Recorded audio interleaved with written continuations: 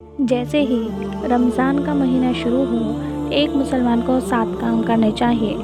ویسے تو بہت سارے کام ہیں، لیکن 7 مہم کاموں کی طرف ایک مسلمان کی توجہ ہونی چاہیے۔ سب سے پہلا کام جو رسول اللہ صلی اللہ علیہ وسلم نے صحابہ اکرام کو سکھایا اور صحابہ اکرام کو سمجھایا اور اس کی روشنی میں انہوں نے اپنی زندگی گزاری، من قام رمضان ایمانا واحتسابا غفر له ما تقدم من ذنبه۔ جو شخص روزہ رکھتا ہے اور پھر قیام کرتا ہے، دونوں الگ الگ روایتیں ہیں، روزہ رکھنے والا اور قیام کرنے والا۔ اس کا مقصد یہ ہوا ایمانا و احتسابا، وہ اللہ پر ایمان لاتے ہو کہ یہ روزہ رکھنا یہ اسلام کے ارکان میں سے فرض ہے۔ وہ اس نیت سے روزہ رکھتا ہے کہ عبادت ہے اور اللہ تعالیٰ نے یہ مجھ پر فرض کیے ہیں۔ و احتسابا، اور اجر کی امید سے یہ کام کرتا ہے، خواہ وہ روزہ رکھے یا وہ قیام کرتا ہے۔ غفر له ما تقدم من ذنبه، اللہ تعالیٰ اس کے پچھلے تمام گناہ معاف کر دیتے ہیں۔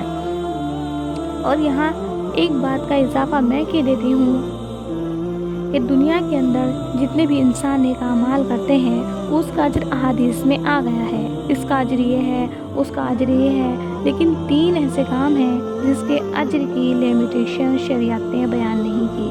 ان میں سب سے پہلے روزہ ہے۔ رسول اللہ صلی اللہ علیہ وسلم فرماتے ہیں، حدیث قدسی ہے، الصوم لی وانا اجزی بہ، روزہ میرے لیے ہے تو اس کا بدلہ بھی میں ہی دوں گا۔ دنیا میں اس کا اجر بیان نہیں کیا۔ اللہ تعالیٰ کتنا دیں گے ہماری عقل وہاں تک سفر نہیں کر سکتی۔ اسی طرح دوسری جگہ فرمایا، جو شخص کسی کو معاف کر دیتا ہے اور اصلاح کرتا ہے اس انسان کا اجر بھی اللہ پر ہے۔ وہ کتنا دیں گے؟ اللہ تعالیٰ اپنی عظمتوں اور شانوں کے مطابق دیں گے۔ مثال کے طور پر، اور مثال اللہ کے لیے ممکن نہیں ہے۔ اللہ کے لیے کوئی مثال بیان کرو، لیکن انسان قریب الفہم جو ہے وہ ہر چیز کو سمجھنا چاہتا ہے کہ میری سمجھ میں آئے۔ حاتم طائی کے پاس ایک شخص کھانا لینے آیا، اس نے 10 بورے اٹھا دی۔ اس نے کہا، آپ نے تو 10 بورے اٹھا دی، مجھے تو 1 وقت کا کھانا چاہیے تھا۔ کہا، تو نے اپنی ضرورت کے مطابق مانگا، میں نے اپنی استطاعت کے مطابق دے دیا۔ اگر میرا رب اپنی عظمتوں اور شانوں کے مطابق انعام دے گا تو وہ کتنا ہوگا۔ جو شخص معاف کرتا ہے اور اصلاح کا کام کرتا ہے تو اس کا اجر بھی ان لمیٹڈ ہے۔ اور تیسرا پہلو جس کا پیمانہ بیان نہیں کیا گیا وہ کیا ہے؟ اے میرے محبوب، جب میں کہہ رہا ہوں کہ آپ دیوانہ نہیں ہیں، ساری دنیا کہے تو کیا پریشانی کیا ہے؟ دنیا میں آپ جیسا اخلاق کسی کے پاس ہے ہی نہیں ہے۔ آپ تے خلق عظیم پر فائز ہیں۔ درمیان والی آیت کیا ہے؟ وَإِنَّ لَكَ لَأَجْرًا غَيْرَ مَمْنُونٍ، لوگوں کے طعنہ سننا، لوگوں کے مذاق سہنا، لوگوں کی تکلیف برداشت کرنا، اس کا اتنا اجر ہے ان لمیٹڈ۔ تو معاف کرنا، اصلاح کرنا اور لوگوں کی تکلیف کو برداشت کرنا، صبر کرنا، یہ اتنا بڑا عمل ہے کہ اس کا میزان میں قیاس دنیا میں نہیں ہوا۔ اس کا اجر اللہ دیں گے۔ کتنا دیں گے؟ اس کی شان اور عظمت کے لائق ہے۔ تو رمضان میں سب سے پہلا کام روزہ رکھنا اور پھر قیام کرنا۔ دوسرا کام جو رمضان میں سلف صالحین کیا کرتے تھے، سلف صالحین جب روزہ رکھتے تو زیادہ وقت مسجد میں گزارتے اور قرآن مجید کی تلاوت کرتے، یہ دوسرا کام ہے۔ کثرت تلاوت القرآن، یہ شہر القرآن، یہ مہینہ قرآن کا مہینہ ہے۔ سلف صالحین، صحابہ تابعین، ان کا کام کیا تھا؟ روزہ رکھنے کے بعد مسجد میں زیادہ وقت گزارتے اور قرآن مجید کی تلاوت کرتے، اور کیا کہتے تھے کہ اس طرح ہی ہم اپنے روزے کی حفاظت کر سکتے ہیں اور غیبتوں سے بچ سکتے ہیں۔ تو دوسرا کام جس سے ہم رمضان سے فائدہ حاصل کر سکیں گے، ہم قرآن مجید کی کثرت سے تلاوت کریں۔ جب رمضان کا مہینہ ہوتا، امام بخاری رحمۃ اللہ علیہ کے استاد امام زہری کہا کرتے تھے، حدیث اب نہیں پڑھوں گا، یہ قرآن کا مہینہ ہے، مجھے قرآن پڑھنے دو۔ امام مالک رحمۃ اللہ علیہ بہت بڑے محدث ہے، لیکن امام مالک رحمۃ اللہ علیہ کا طریقہ کیا تھا؟ رمضان المبارک شروع ہوتا، حدیث بند کر دیتے اور کہتے یہ مہینہ شہر القرآن ہے۔ لوگوں کے پاس بیٹھنا، خواہ وہ اہل علم تھے، وہ بھاگتے تھے، کہتے تھے اس مہینے میں کام ہی ایک ہے، قرآن لے کر بیٹھ جاؤ اور اپنے رب سے ہم کلام ہو جائیے۔ تو گویا قرآن مجید کی تلاوت یہ وہ عمل ہے جو رمضان المبارک میں ہمیں کثرت سے کرنا چاہیے۔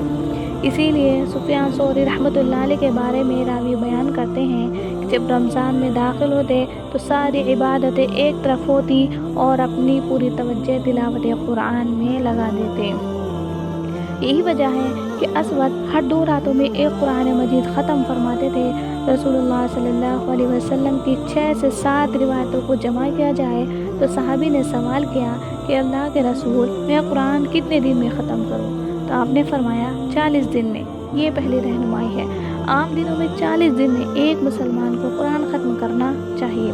فرمایا میرے پاس اور طاقت ہے۔ فرمایا چلو 1 مہینے میں ختم کر لو۔ کہا میری تو اور طاقت ہے۔ فرمایا 25 دنوں میں۔ پھر آئے اور کہا میرے پاس اور طاقت ہے۔ فرمایا 20 دن میں ختم کر لو۔ فرمایا میرے پاس اور طاقت ہے۔ تو فرمایا آپ 15 دن میں ختم کر لیں۔ چھٹی مرتبہ پھر پوچھتے ہیں تو آپ نے فرمایا 10 دن میں ختم کر لو۔ 7ویں مرتبہ پھر پوچھا، اللہ نے اور طاقت دی ہے۔ فرمایا آپ 7 دنوں میں ختم کر لو۔ پھر سوال کیا، اللہ نے طاقت دی ہے، میں اور پڑھ سکتا ہوں؟ فرمایا 3 دن میں پڑھ لو۔ اور ساتھ میں ایک بات کا اضافہ بھی کر دیا، جو 3 دن سے کم میں قرآن پڑھے گا وہ سمجھے گا نہیں۔ پڑھ تو لیتا ہے لیکن سمجھتا نہیں۔ سلف صالحین 3 دن سے کم میں بھی ختم کرتے تھے۔ اب وہ کیوں کرتے تھے؟ وہ اہل زبان تھے، وہ سمجھتے تھے اور ختم کر لیتے تھے۔ امام بخاری رحمۃ اللہ علیہ کو دیکھیے کہ وہ ایک رات میں قرآن مجید ختم کر لیتے تھے۔ یہ بہت بڑے لوگوں کی بات کر دی ہے میں نے۔ اور الف لام میم ان کلمات کا ترجمہ کسی کو نہیں آتا۔ اللہ نے اللہ کے رسول کو بتایا ہی نہیں۔ ہم کیا کہتے ہیں؟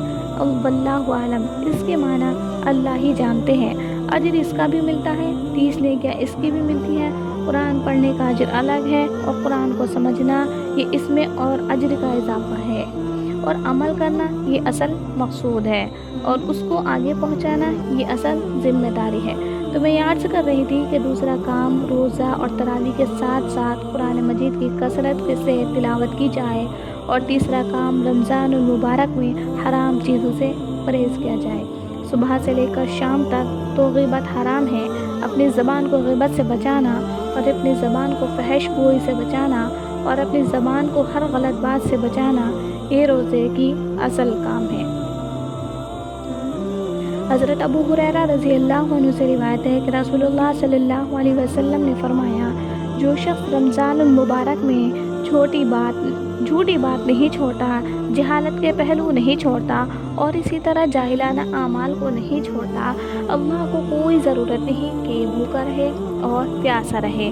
حرام چیز سامنے پڑی ہوئی ہو، کوئی بڑا سے بڑا انعام رکھ دے، اس کے قریب انسان نہیں جاتا۔ روزہ رکھا ہوا ہے تو جو حرام چیز ہے غیبت کرنا، وہ کیوں؟ برائی کسی کی بیان کرنا، وہ کیوں؟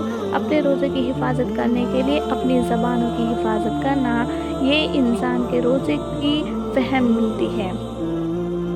ابو العالیہ بیان کرتے ہیں کہ روزے دار اگر 5 نمازیں بر وقت پڑھتا ہے سویا ہوا بھی ہو تو اللہ رب العزت اسے عبادت کا حصہ بنا دیتے ہیں، لیکن شرط ایک ہے، وہ کسی کی غیبت نہ کرے، کسی کی برائی نہ کرے۔ تو تیسرا کام جو روزہ رکھنے کے ساتھ، تراویح پڑھنے کے ساتھ ساتھ، قرآن پڑھنے کے ساتھ ساتھ ہمیں کرنا ہے، وہ اپنی زبانوں کی حفاظت کرنی ہے۔